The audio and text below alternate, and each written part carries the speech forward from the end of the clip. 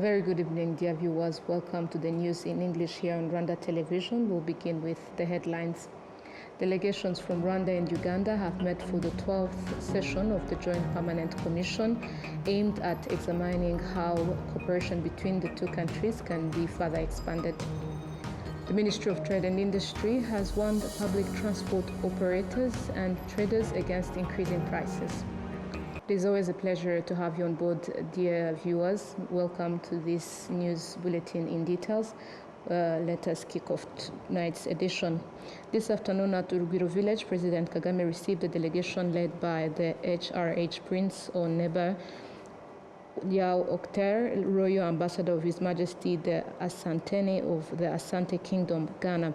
Discussions centered on strengthening ties between Rwanda and the Asante Kingdom, with a particular focus on expanding opportunities in trade, investment, and mineral trading.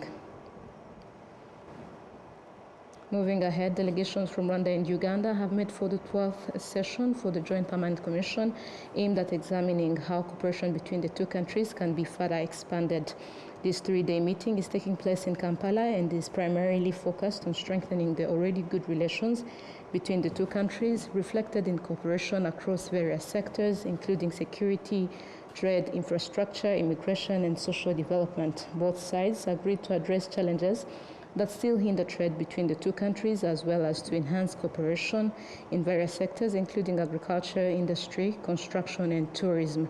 During these discussions, the officials will jointly review the outcomes of the 11th sessions held in Kigali in 2023 in order to assess progress in implementing the resolutions and identify what still needs to be improved. Both parties reaffirmed their commitment to continue working closely together to promote economic development and the welfare of citizens in both countries, with the aim of achieving shared development and mutual benefit. The Ugandan delegation is led by Ambassador Richard Kabonero, the head of regional and economic cooperation at the Ministry of Foreign Affairs, who is also hosting the Rwandan delegation.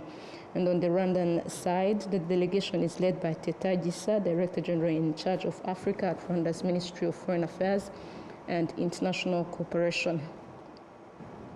Stakeholders in the civil aviation sector across the globe who say that there is need for stronger government collaboration in establishing policies and strategies aimed at protecting the environment, particularly through the use of clean energy. The development of sustainable environmental policies and strategies in African countries was one of the key points discussed by representatives of civil aviation authorities and airport operators from across the world attending a meeting in Kigali. They emphasized the need for industries capable of producing renewable energy to support the aviation sector. There is a need of industrial capabilities, technology, but what is more important at this stage is a national effort, is putting together at government level an initiative that orchestrates the development of an ecosystem that facilitates the development and deployment of sustainable aviation fuel. So making not only sustainable, but also economically viable. That is the main challenge in sustainable aviation fuels. Civil aviation can be also a contributor to the economic and social development. Still, there is a low connectivity among African countries.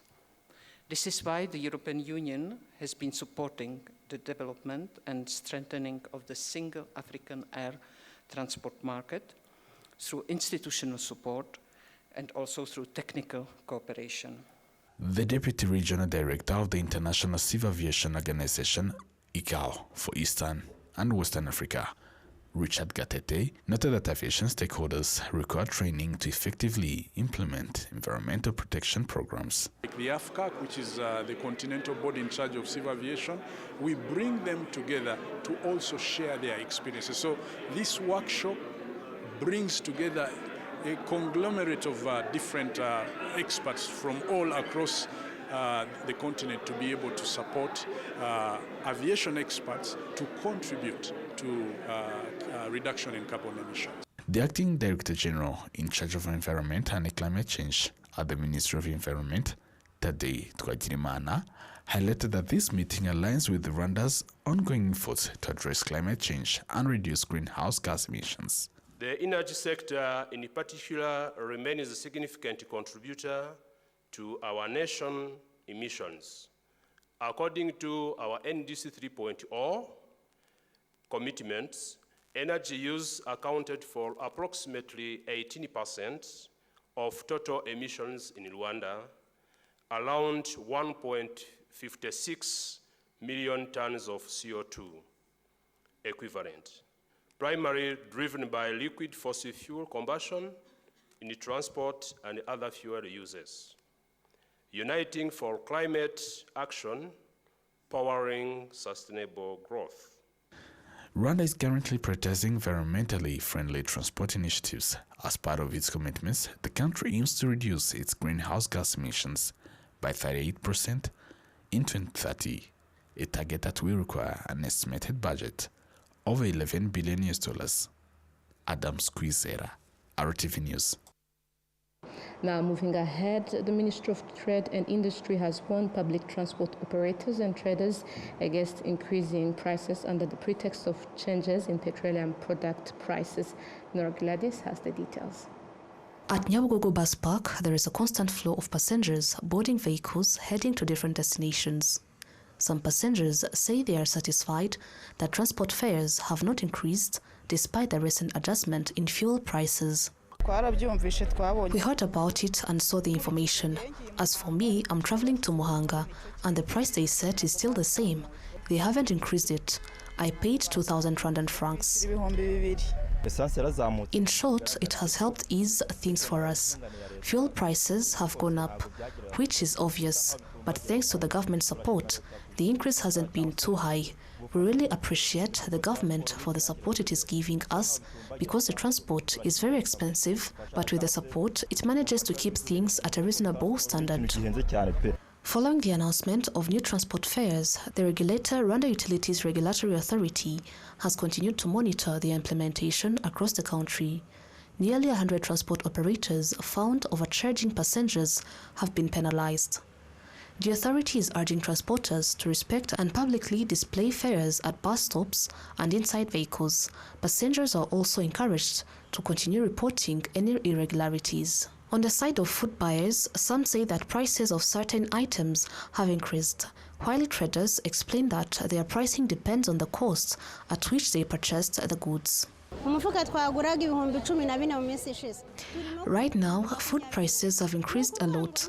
They tell us it is due to rising fuel prices, so the government should find a way to address this because some traders increase prices however they want. The Director General in charge of Trade and Investment at Minicom, Doreen Hategekimana Ntawebasa, explained that since the price of diesel has not increased and it is the main fuel used in transporting food, there is no justified reason for price hikes. She emphasized that the government will continue monitoring the situation. Regarding this situation and the measures the government has put in place to prevent major disruption in transportation and imported goods, many of the goods we use rely on diesel for transport, and diesel is also heavily used in industrial machinery. The government has made strong efforts to ensure the market is not heavily disrupted. When you look at most goods, whether exports and imports, prices should not rise significantly because of these measures put in place to prevent instability in the market, both domestically and internationally. The government continues to monitor the situation to ensure that prices do not rise excessively in a way that will negatively affect citizens. The conflict in the Middle East, which has led to the closure of the Strait of Hormuz, continues to impact the global economy and is the root cause of changes in petroleum prices. In Rwanda, the price of 1 liter of petrol has reached 2,938 Rwandan francs, while diesel remains unchanged at 2,205 Rwandan francs.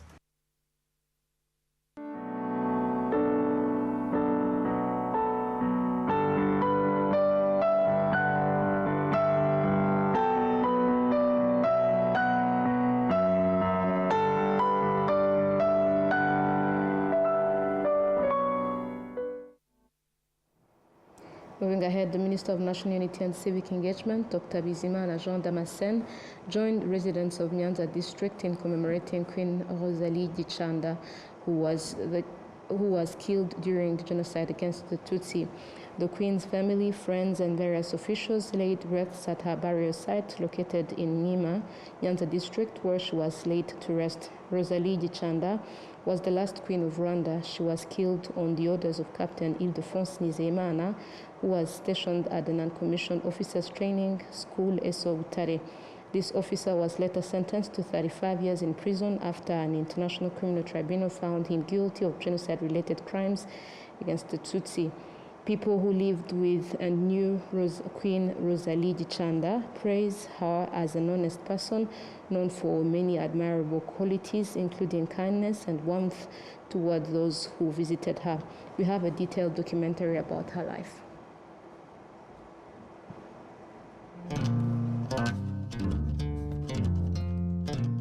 Since Queen Rosalie Gichanda was killed on this date, she was beautiful, both inside and out, loved God, and deeply loved her husband, King Mutara III Rudahigwa.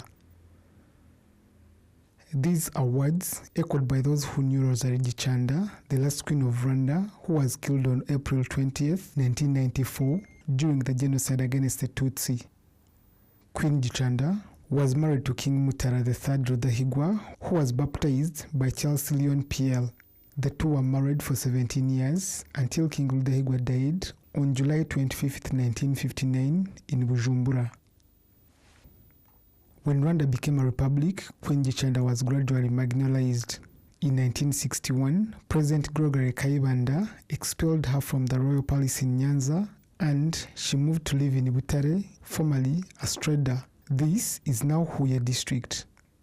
Those who knew Queen Gichanda say she deeply loved Rwanda, which is why she refused to flee the country during the 1959 persecution of the Tutsi, and even as others were being killed or forced into exile.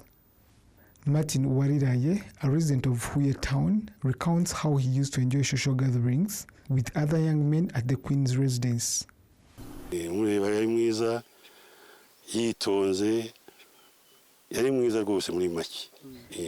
Queen was beautiful. She was gentle-spirited and very calm. Her beauty was unique. I've not seen anyone as beautiful in this country, no one at all. I am among the people that frequented the palace. Usually, it was full of many people living there, and the Queen Mother lived there too. She was a very nice and welcoming person, even when she was the queen. She was also very friendly, but very rare. We would sit there and enjoy social gatherings, but she would not be part of us. She always kept inside the house, most of the time. She usually kept in the room, while my friends who stayed there and I would be in the sitting room conversing.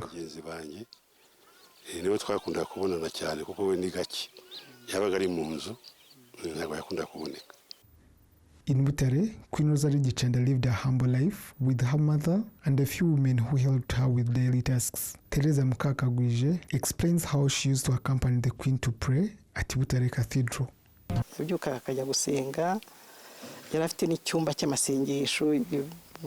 She would wake up and get ready for church. She also had a prayer room at her palace, as many Christians currently do. In her prayer room hung 3 huge portraits of Jesus, Mother Mary, and that of Joseph. If you entered there around 3 p.m., you would be sure to find her in. On Sundays, she had a driver called Camille Mbonyi, who used to drive her to church. By then, I was a very little girl. Later, I got married, and I still went back to the kingdom, and we continued living together. She would bring me milk every time I gave birth. Later, I shifted and stayed around the university. She would send someone to ask me to go and drive her to church. I was still a novice at driving, so most of the time I ended up driving her to church in the first and second gears until we reached the church. Visitors to Queen Gichanda's home were always warmly welcomed and often served with milk. A 90-year-old Sarafine Namana, also known in Huye as Zirakamwa, frequently visited Queen Chanda and remembers her fondly. We often found her giving people milk. She would also give us. The other thing I remember is that usually we met at Good Samaritan meetings in Kigali. These meetings usually were focusing on helping the needy. What I remember about the Queen is that she was a very humble and kind person, and she was also Christian. On April 20, 1994, around 11 a.m., soldiers led by Lieutenant Pierre Bizimana stormed Queen Chanda's residence. They arrested her, along with 6 women she lived with, and took them to an area behind the Ethnographic Museum of Rwanda, where they were executed. This was done under the orders of Captain Defense Nizeyimana, who was head of intelligence at the Military Academy ESO.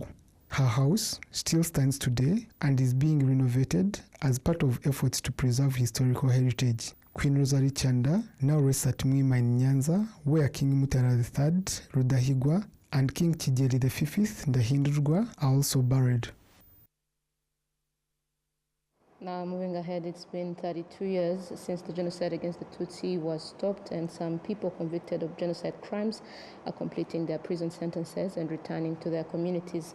Mental health and psychosocial experts warn that when these individuals come back without asking forgiveness or revealing the truth about where they threw the bodies of those they killed, it deepens the trauma of survivors who are forced to meet them again in everyday life. We have details. Before returning to communities, convicts of genocide crimes are first prepared on how they should live alongside with the people they harmed, and they are also given various trainings under the Rwanda program. Survivors of the genocide against the Tutsi say that although they have worked hard to rebuild their lives, many still struggle emotionally because they are often not adequately prepared to receive those who did wrong to them. We request that together with local authorities, the Rwanda Correctional Service and other security organs, efforts be made to collaborate with district authorities from the areas where individuals come from. This will ensure that when those who are completing their sentences are about to return to their communities, the communities are informed and properly prepared, since those in correctional facilities are already being prepared for reintegration into society. It is also important that the families receiving them are prepared in advance, as well as the neighbors, including genocide survivors. This preparation is essential because releasing individuals without adequately preparing both them and the community can create tension and in some cases lead to emotional distress. Faith-based organizations and religious denominations are among those helping survivors and perpetrators rebuild coexistence. The senior pastor of the Association of Pentecostal Churches in Rwanda, ADEPER, Reverend Pastor Isaiah Ndayizeye, says that while more work remains, important progress has already been made in promoting reconciliation and peaceful living. Every time, perpetrators should be reminded that what they did was a grave crime. They should be told the truth, encouraged to repent, acknowledge their actions, and ask for forgiveness. You have also seen that some who were pastors at the time of the genocide against the Tutsi and who participated in it were stripped of their pastoral titles by the church. This reflects the seriousness of their actions. Going forward, pastors should continue to put emphasis on teachings of love, messages that promote peaceful coexistence, and values that encourage people to live together harmoniously. They should also avoid anything that could create division among Rwandans or people in general.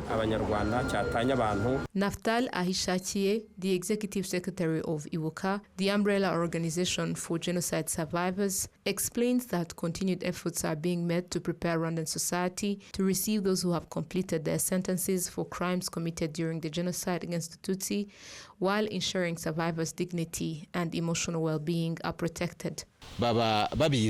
People in the community are generally informed and aware of when perpetrators were imprisoned, and they often keep track of theirs. For example, they may say that someone was imprisoned in 1995 and is now about to be released. However, they may not know the exact date of release, which can make the return unexpected and shocking. It is painful when in the course of daily activities, survivors unexpectedly meet those who wronged them after their release from prison, especially when they were not aware or properly informed in advance. This is why we, together with the ministry in charge, are working on a way to ensure that such information is shared ahead of time, and this will help communities be informed and prepared appropriately. Mental health and psychosocial expert Amizero Irene notes that the trauma many survivors experience when they see perpetrators is often linked to the fact that those responsible never told the truth or sought forgiveness. When a survivor finds themselves in the same community as perpetrators who have completed their sentences, it can be deeply distressing, especially when those who committed the crimes have never asked for forgiveness or spoken openly in groups to seek reconciliation. Another issue that continues to deeply hurt survivors of the genocide against the Tutsi is not knowing the whereabouts of the bodies of their loved ones, which prevents them from giving them a dignified burial. It is particularly painful when perpetrators remain silent and do not disclose such crucial information, as this prolongs the suffering of survivors and their families. Kayumba Uwera Maria Alice, Executive Director in charge of National Unity and Community Resilience at the Ministry of National Unity and Civic Engagement, explains that before returning home, those completing genocide-related sentences undergo preparation focused on unity, resilience, and responsible reintegration into society. We have agreed with the Rwanda Correctional Service to provide us with a list of those who have 6 months remaining before completing their sentences. This list will then be shared with local authorities, reminding them to further share it and discuss it with various partners, including Ibuka committees that work closely with them, so that genocide survivors can be informed in advance. This is important because when those who have completed their sentences return back to the community, those who they are coming back to should be also prepared. It is often found that in some sectors, no one is expected to finish their sentences and return anytime soon, while in other districts, there may be 1 person, 5 people, or even more, who are about to complete their sentences and come back to the community. We will therefore continue to work effectively and consistently. Our survey has also shown that in most cases, people who finish their sentences and come back to their community end up living in harmony together with others in the community.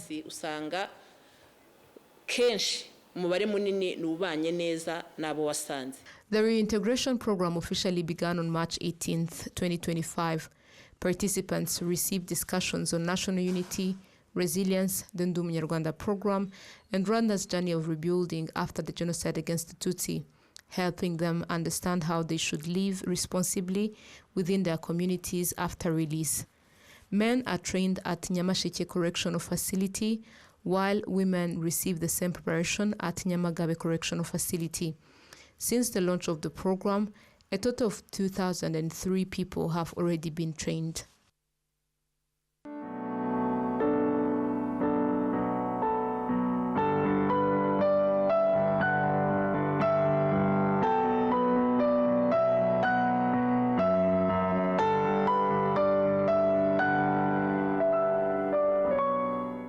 Now this marks the end. Thank you, dear viewers, for staying with us throughout the bulletin. We wish you a fruitful week ahead.